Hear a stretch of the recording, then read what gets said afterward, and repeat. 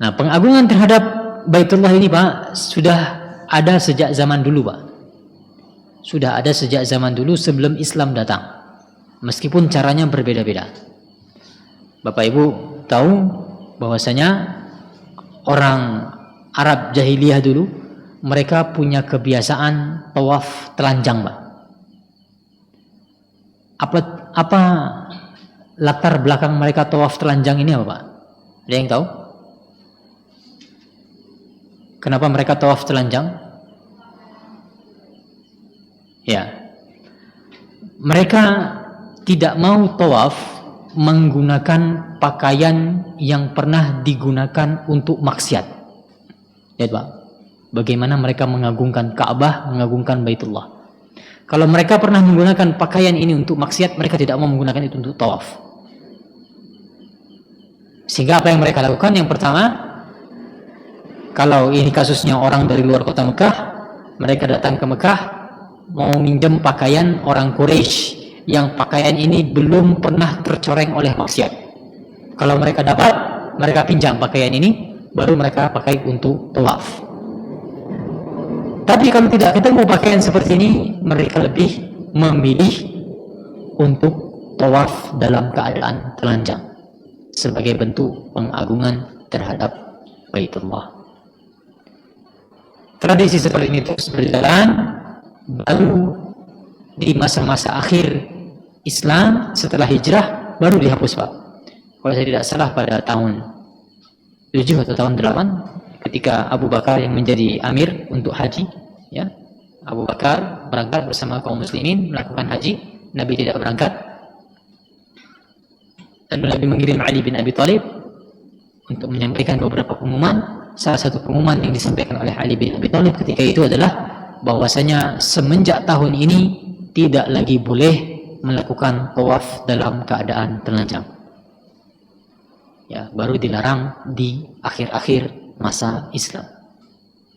Kalau tidak sekitar tahun 7 atau tahun 8 Hijriah.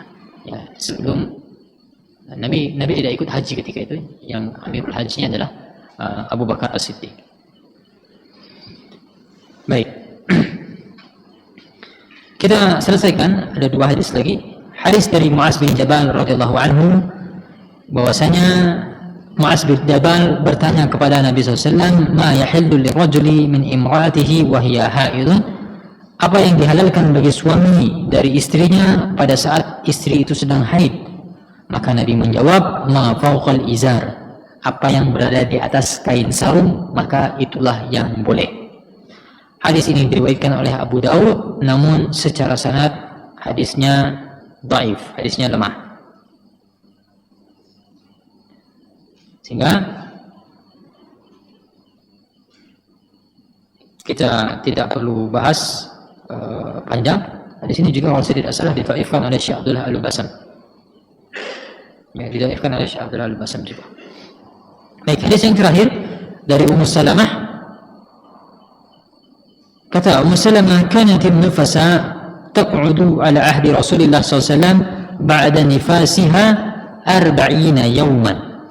Dahulu para wanita yang nifas pada masa Rasulullah SAW, mereka duduk setelah nifasnya selama 40 hari. Diriwayatkan oleh imam yang 5 kecuali Imam An-Nasai, dan lafadznya adalah milik Abu Daud. Dalam salah satu lafaz milik Abu Daud disebutkan, "Walam ya'murha Nabi SAW biqada'i salatin nifas." Dan Nabi tidak memerintahkannya untuk mengqada salat selama nifas, disahihkan oleh Al-Hakim. Sehingga kesimpulannya hadis ini adalah hadis sahih. Intinya dari hadis ini yang pertama yaitu hukum nifas itu sama dengan hukum haid, Bapak Ibu sekalian. Yang tidak boleh, yang terlarang, yang dimakruhkan, yang dihalalkan, yang diperbolehkan ketika haid, itu semua sama hukumnya dengan hukum nifas.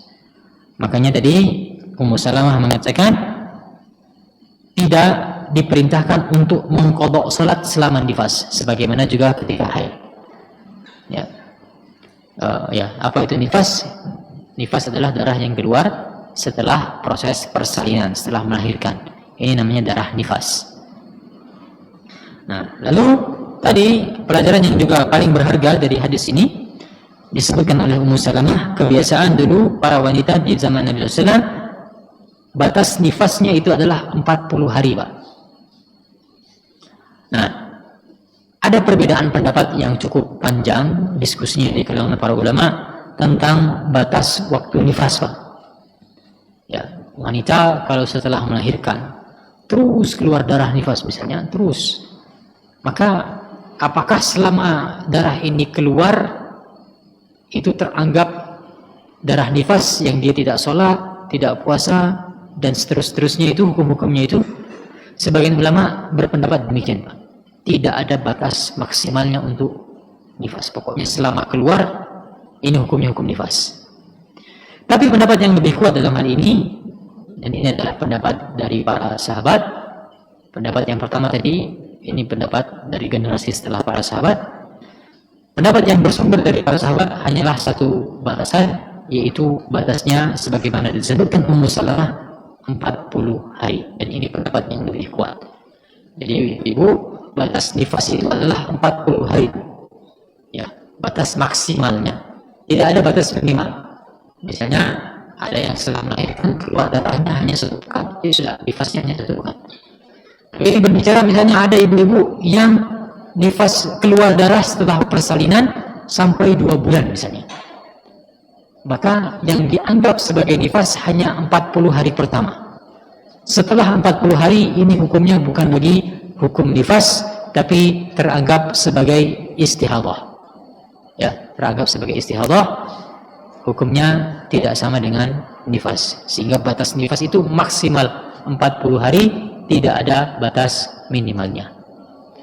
Demikian kita cukupkan. Wallahu ta'ala alam.